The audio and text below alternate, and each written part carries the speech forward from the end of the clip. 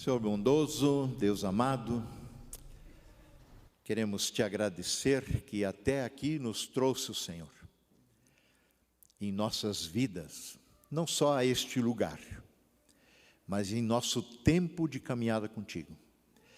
Senhor, também agora queremos nos confiar os nossos corações e mentes ao cuidado do Senhor, ao discernimento do teu Espírito, e que tua palavra que tens colocado no coração do Aislan possa vir diretamente do Senhor para nós. Fala conosco, queremos te ouvir e queremos te obedecer. Em nome de Jesus, amém. Também que a graça do nosso Senhor Jesus Cristo, amor de Deus o Pai, a comunhão do Espírito Santo seja conosco nesse tempo de reflexão na palavra. E eu creio que o melhor que eu posso fazer num último culto aqui na Redentor, pelo menos culto oficialmente, né, Jackson? Estou aí aberto quando... Rio Negro é perto, né, 1h30 daqui, estou à disposição, tá bom? Mas eu quero me propor essa manhã de novo fazer aquilo que eu me propus desde o primeiro dia que eu pisei nessa comunidade, que é pregar a palavra. Que é o melhor que pode ser feito num tempo de culto, num tempo de celebração, num tempo também de despedida, daquilo que Deus tem me inquietado. E essa semana surgiu muito uma dúvida, o que a gente prega numa despedida, né? Qual o texto bíblico de tantos que há? Eu rodeei algumas possibilidades, uns 3, mas teve um que quando eu li essa semana, creio que venha bem a calhar nesse momento e também para a nossa jornada individualmente, também como comunidade, na nossa trajetória de fé. E eu quero compartilhar o texto de Hebreus, Hebreus capítulo 12, o versículo de 1 a 3, se você quiser acompanhar a leitura também. Vou fazer a leitura na NVI, Hebreus 12, de 1 até 3.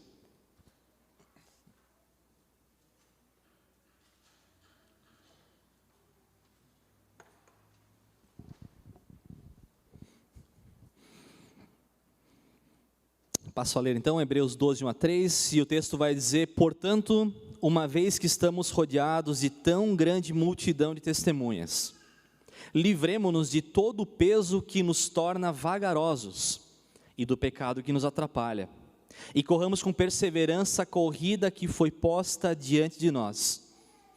Mantenhamos o olhar firme em Jesus, o líder e aperfeiçoador da nossa fé.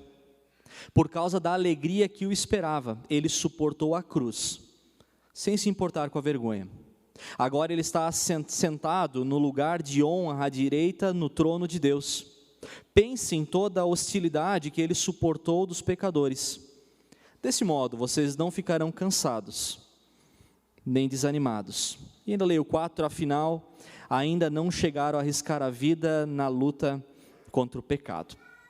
Até que esse nosso texto, eu quero chamar a atenção, primeiramente, quando nós olhamos para Hebreus no capítulo 11, ele ajuda a entender um pouco esse texto do capítulo 12, porque o 11, pelo menos a Bíblia aqui da NVT, vai trazer relatos muito especiais, grandes exemplos de fé.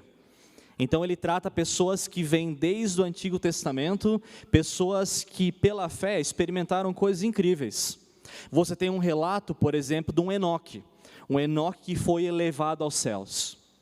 Você tem a história de um Noé, que vai ser citada, e esse Noé foi usado por Deus para salvar a sua família num movimento de recomeço para a história de Deus. Você tem o relato de Abraão, pai da fé, aquele homem que sai de onde ele estava, cumprindo o chamado de Deus, para começar um novo tempo. Então, exemplos de pessoas de fé. Mas também no capítulo 11 vai trazer pessoas que pela mesma fé, alguns foram mortos, alguns perseguidos, alguns açoitados. Então é pela mesma fé que alguns alcançam coisas pelo menos grandiosas aos olhos humanos, e também aqueles que passam por tempo de luta, de dor e de sofrimento. Mas sempre é por amor a Deus, por amor ao próprio Senhor, que eles se colocam na caminhada, sem se importar com o resultado que virá. Você tem um movimento de obediência na palavra, de pessoas que ouvem a Deus, de que obedecem a Deus, independente daquilo que pode acontecer. Então, é uma propaganda muito ruim que o nosso mundo evangélico traz hoje em dia, de que se você caminhar com Deus, tudo vai acontecer como você sonhou, de que todos os seus planos vão se concretizar. Não, tem pessoas que pela fé em Jesus, pela fé em Deus, são mortos, perseguidos, açoitados. Você tem isso, por exemplo, em países com perseguição aos cristãos, pela fé no próprio Deus, passam por isso. Então, caminhar com Jesus não é sinônimo de sombra e água fresca, mas se deixar conduzir por aquilo que Ele tem planejado para nós. Isso é caminhada com Deus, submeter a Ele.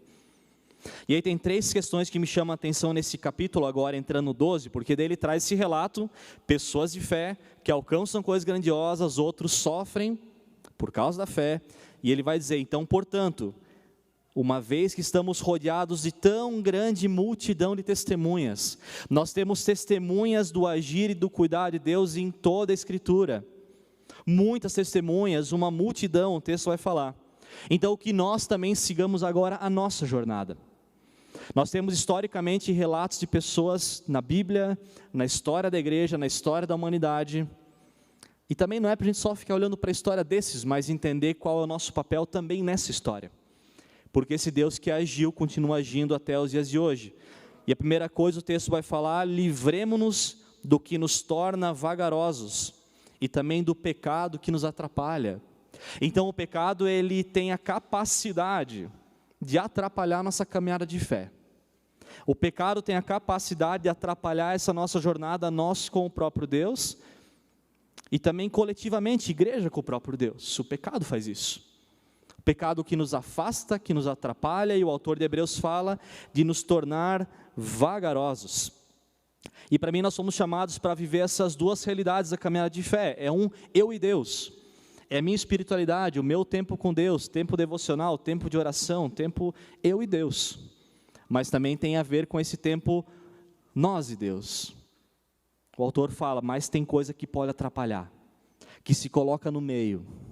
A Bíblia traz várias questões que podem atrapalhar essa jornada, por exemplo, a mentira, a divisão, ganância, os partidarismos, os vícios que a gente luta cada dia, o foco muitas vezes distorcido na nossa caminhada.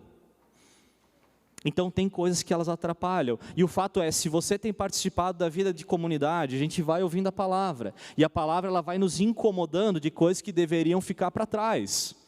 Isso acontece comigo, isso acontece com você, é uma realidade que nós temos.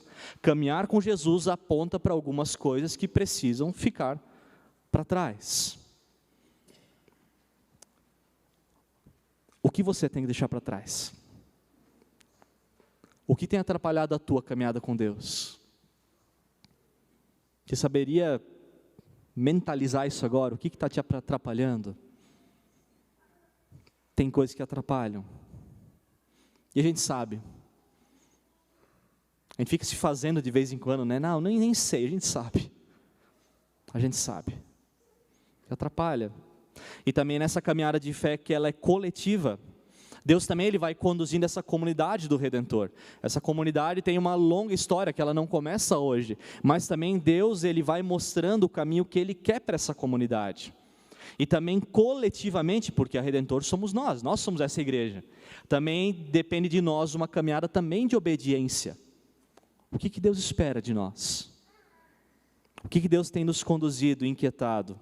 1 Pedro 5,8 vai dizer, estejam alertas e vigiem, o diabo, inimigo de vocês, anda ao redor como um leão, rugindo e procurando a quem possa devorar. Então Satanás ele é o maior interessado em atrapalhar a nossa caminhada individual com Deus e também comunidade com o próprio Deus. Se tem alguém que se alegra com a desgraça nossa de caminhada de fé ou de igreja, é Satanás. Por isso o autor de Hebreus fala, cuidem com aquilo que nos torna vagarosos, que nos torna lentos, porque Satanás, ele é astuto. Ele é astuto. O que tem nos atrapalhado? O que tem me atrapalhado? Eu sei dizer, só não vou dizer para vocês, mas eu sei. Eu sei. Tem coisa que atrapalha. Livrem-se dessas coisas, deixem isso para trás, e corramos agora com perseverança a corrida que ela foi posta diante de nós. Então nós automaticamente, quando nascemos, nós estamos numa jornada chamada Jornada da Vida. Você está vivendo, você nasceu, você está numa caminhada, e na própria caminhada de fé, Deus vai nos colocando um projeto, Ele vai nos ensinando através da palavra, o que Ele espera de nós essa trajetória. A Bíblia também é muito clara, ela vai dizer que a grande questão da nossa caminhada com Deus, ela é resumida no duplo mandamento do amor, que tem a ver com amar a Deus acima de todas as coisas, tem a ver com amar ao próximo como a si mesmo. Então, o que Deus espera de nós? Amar a Deus acima de tudo, de todas as coisas. E também amar o nosso próximo como a nós mesmos. Tem coisa que a gente não precisa nem orar, isso está na Bíblia, está resolvido, está lá. Ama a Deus, ama as pessoas. E para mim a grande questão é como nós colocamos esse amor agora em prática no nosso dia a dia. Não é o que nós temos que fazer, mas o como que a gente coloca. Como que a gente se coloca nesse movimento da corrida da vida, da corrida da fé. E para mim tem a ver não só com um ser cristão de domingo, um cristão que a gente se encontra como igreja ou na nossa caminhada de fé limitada a um culto. Mas ela é uma caminhada que ela envolve o nosso dia a dia, ela envolve a tua semana. Ela envolve tudo que nós fazemos. É uma vida totalmente colocada nas mãos de Deus, não é a gente colocar uma parte da vida no cuidado de Deus, mas é tudo nas mãos dele. E quando Jesus ele toma conta da nossa vida, isso muda a forma que a gente trabalha. Quando Cristo toma o nosso coração, muda a forma que eu lido com aquele parente que eu não gosto. Muda. Ele muda a nossa prioridade. Deveria mudar a forma que a gente lida com a nossa família. E inclusive como a gente se relaciona com a própria igreja. Porque infelizmente tem muita gente que acha que igreja é lugar de consumo. Mas é lugar de comunhão e também de serviço. Nós sermos uma igreja, nós sermos esse coletivo. Então ele há um chamado geral para todos nós como cristãos. Então Deus não chamou algumas pessoas para orar, Ele não chamou algumas pessoas para ler a Bíblia, mas Ele chama todos nós como cristãos a compartilhar a palavra, de nós sermos testemunhas de fé no nosso dia a dia. Geral, para todos nós. Esse cuidado que tem a ver com a essência nossa em ser igreja, que é uma essência do cuidado de pessoas, é colocado sim para a liderança da Redentor, mas é colocado para cada um de nós.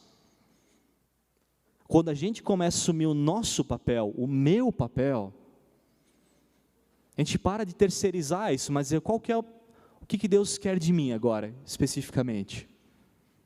O que Ele quer? Tem pessoas que recebem um chamado específico. Por exemplo, o Carlão está aqui como presidente da comunidade. O Rafa passou por isso lá, né, Rafa? Cara, isso é chamado de Deus, de verdade. Isso é chamado de Deus. Ser presbítero em comunidade é chamado. Tem pessoas que são chamadas para se mover em movimentos de ação social. Por exemplo, a questão do movimento Amor que Acolhe, que a Sandra coordena e faz acontecer. Desculpa, essa organização não é para mim, porque Deus chamou a Sandra para isso, graças a Deus, porque senão me perco, não dá. Tem pessoas que Deus inquieta para um movimento de visitação, de ligação para as pessoas. Ou talvez Deus te inquieta para você evangelizar alguém específico. Um familiar seu, alguém no seu trabalho, você falar de Cristo para alguém. Então tem algumas questões que são bem gerais, mas tem alguns chamados bem específicos, onde a gente vai se relacionando com Deus através da palavra, na comunhão, na oração, e Deus vai inquietando.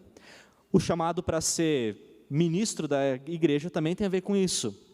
Deus não chamou todo mundo para ser pastor, não chamou, mas Ele chamou a todos nós para sermos cristãos relevantes onde nós estamos. E eu sou profundamente grato, porque eu encontrei aqui na Redentor a oportunidade de exercer o chamado que Deus colocou no meu coração. Sou extremamente grato por esse ministério aqui nessa igreja pelos últimos 3 anos, que foi muito especial. Sabe, aqui nessa comunidade foi o lugar onde eu coloquei meus dons. Vocês me entenderam, me acolheram, me amaram a minha família, amaram o Tiago que nasceu aqui, então não tem como escapar de Curitiba, meu filho nasceu aqui, então, desculpa, mas é a melhor lembrança que eu vou levar de Curitiba, meu filho, depois a comunidade, então, desculpa, está em outro patamar. Mas é uma oportunidade, sabe, lidar com esses jovens, com os adolescentes, com as famílias da Redentor, presente, sabe, poder olhar um pouco para trás com gratidão a Deus, de coisas que eu pude amadurecer nessa caminhada. João Arnoldo me ajudou muito em algumas coisas, João. Muito bom, toda essa comunidade. E tem uma questão assim que entrou muito no meu coração desde o primeiro dia que eu soube que eu ia vir para a Redentor. tem a ver com um chamado lá do começo, quando Deus me inquietou para a teologia. E que ela sempre manteve assim um norte na minha caminhada, não importa onde, se fosse aqui, Porto Alegre, etc. Mas tem a ver com amor e cuidado de pessoas. Deus não me chamou para fazer grandes eventos, não adianta. Mas Ele me chamou a amar e cuidar de gente. Tem a ver com a minha vocação. E eu poder encontrar aqui o espaço para isso é muito legal, muito especial. Eu tive um mentor no meu PPHM lá em Porto Alegre, o Werner Kiefer, que ele dizia: pastor tem que ter cheiro de ovelha. Pastor tem que ter cheiro de gente. E eu gosto de gente. É muito bom. Então eu também agradeço a comunidade por ter me acolhido aqui. Onde eu pude encontrar esse espaço de amor, de cuidado, de acolhimento. Foi muito bom.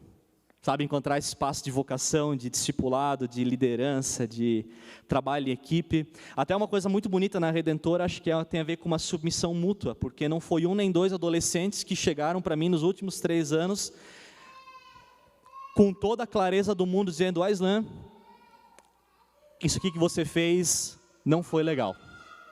Não foi legal. E poder dizer: obrigado, realmente não foi. Para mim isso tem a ver com ser igreja, a gente submete um ao outro na caminhada, mutuamente. Não importa se é um adulto, um idoso, um adolescente, a gente poder entender que a gente cresce um com o outro. Um com o outro. Isso é muito lindo. Então, obrigado por essa oportunidade de ter experimentado isso aqui.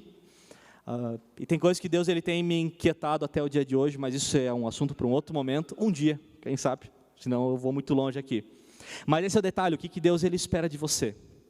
O que Deus ele coloca no seu coração como chamado de vida? Onde você trabalha, na tua família, quem sabe aqui mesmo como comunidade do Redentor. O que Deus espera de você? E também a pergunta: o que Deus espera da Redentor? O que Deus espera dessa igreja? Pergunta que cada um de nós tem que responder também. Eu tenho respondido também. Termina ainda o texto dizendo: mantenham então esses olhos firmes em Jesus, olhem para Ele, Ele suportou até a cruz, por amor, a missão que Ele tinha, agora está sentado à direita no trono de Deus. Olhem para Cristo. Ter os olhos, a NVI coloca, tenham os olhos fitos em Cristo, pensem nele e olhem para Ele, porque o foco no fim das contas tem a ver com Jesus. E esse é um risco da nossa caminhada, que a gente acha que tudo tem a ver conosco, de que o nosso projeto, ele tem que ser acima de um projeto maior coletivo, de que muitas vezes as pessoas elas lidam com a vida como se ela fosse resumida a fama, sucesso, reconhecimento, até na vida de comunidade, até na vida de fé. Parece que a gente vive a nossa história como escadinha, mas não é. A escadinha é invertida. Cristo vai dizer que Ele quiser ser o primeiro, seja o último, quer ser importante e sirva. Jesus, com o exemplo do lava-pés, quando Ele lava os pés dos seus discípulos, Ele diz: eu estou fazendo para que vocês aprendam o que eu quero que vocês façam. É um se submeter um ao outro. Então Ele não tem a ver comigo, Ele tem a ver com nós, Ele tem a ver com a caminhada de fé, olhando para Cristo. Parece que a gente muitas vezes esquece a importância de um bom fundamento, daquilo que os olhos não veem. Por isso, qual que é o grande projeto da tua vida? Onde os teus olhos, como diz o autor de Hebreus, onde os teus olhos estão fixos? Para onde você tem olhado? O que te faz levantar cada dia? Para trabalhar, para viver? Onde nossos olhos estão fixos? No que se vê ou naquilo que não se vê? Teve uma frase, essa semana eu estava meio bem nostálgico, né? Eu falei, puxa vida. E eu me inquietei muito assim com essa história de... Depois eu vou falar mais sobre a história de 3 anos na Redentor. Mas uma frase de um pastor chamado Ricardo Agreste, essa semana caiu como uma luva no meu coração. E ele vai dizer: nós devemos nos preocupar com a profundidade do ministério e deixar Deus dar a abrangência. Ou a longevidade, talvez. Foca na profundidade. Quanto tempo? Não sei. E talvez você vai dizer: mas eu não estou no ministério. Eu não estou no ministério de igreja como a gente está. Eu quero dizer que nós deveríamos nos preocupar com a profundidade da nossa vida. E não com aquilo que se vê muitas vezes. Onde os nossos olhos estão fixos. Não tem a ver com quanto tempo de vida nós temos, mas como a gente viveu. Onde os nossos olhos são fixos. Esse final de semana teve esse retiro do Kairos, do ensino confirmatório. Foi muito bonito. Pena que a Betina Blum não está aqui. Mas ela deu um testemunho que para mim foi muito especial. Porque ela agora, fazem 12 anos atrás, ela estava num retiro dos adolescentes. E ela fez uma caixinha, eles fizeram como grupo uma caixinha do que eles imaginam ter daqui a 10 anos. Aí botaram na caixinha, fecharam, abriram 10 anos depois, pelo que ela comentou uns 2 anos atrás, e ela falou assim: Aislan, interessante, que daquilo tudo que eu coloquei, que eu imaginei que ia estar em 10 anos, quase nada deu certo. Mas teve uma que deu. Eu me propus naquele dia a ler a Bíblia todo dia. E eu consegui. Cara, o resto era resto, entende? Era bonito, mas tinha algo que é central e aquilo deu certo. Tem algo que é importante e o resto, cara, Deus vai conduzindo também. Eu tenho um caderninho, meu caderninho de oração, está há alguns anos comigo. Eu estava revisitando ele nessa semana e uma oração coloquei no dia 7/4/2020. Senhor, obrigado pela oportunidade de estar aqui. Que não me falte amor por essa igreja. Leia-se por essas pessoas. Eu não sei se você já teve uma oração atendida pela metade, mas essa foi pela metade, assim, porque essa é a primeira parte. E Deus me deu um amor muito grande por essa igreja.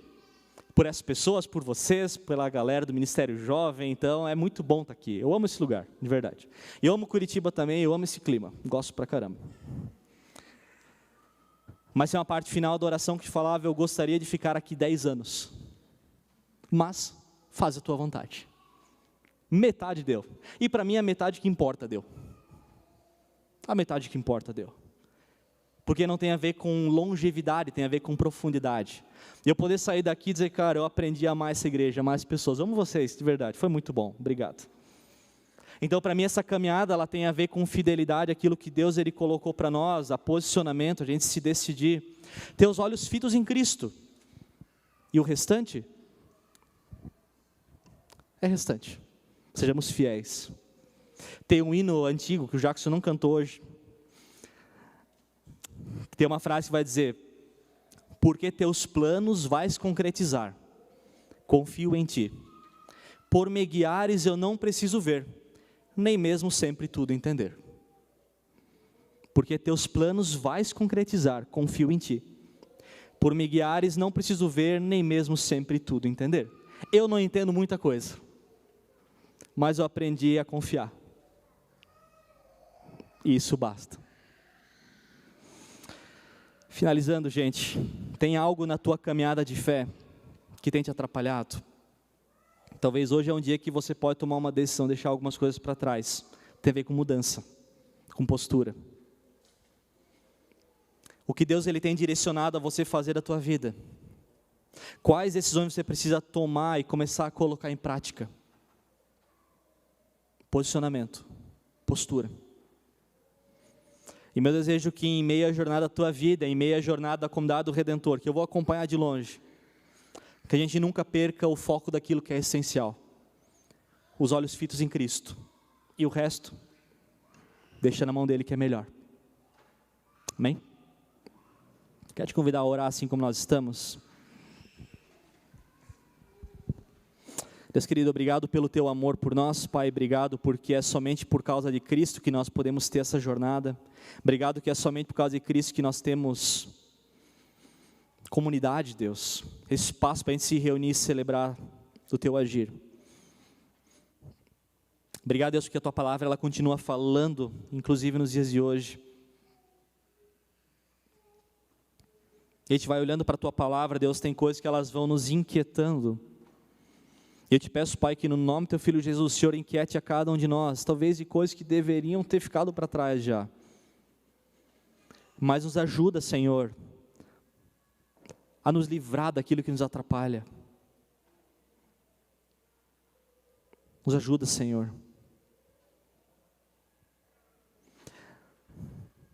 Também, ó Deus, quem sabe o Senhor tem inquietado alguns de nós, Deus, nessa caminhada de fé, a tomar decisão, a tomar direção de vida, quem sabe mudar o projeto de vida, porque ele destoa daquilo que a Tua palavra nos ensina. Nos ensina, Deus, a nós sermos cristãos, Pai, na nossa casa, no nosso trabalho, no nosso dia a dia, aprendendo a amar e cuidar de gente, Deus, porque isso é nosso chamado.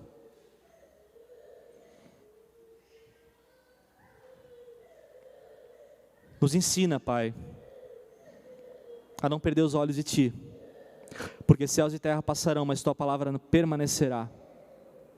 Nos ajuda, Senhor Deus, a gente focar na profundidade, e abrangência e longevidade. Confio em Ti. Em nome do Teu Filho Jesus. Amém.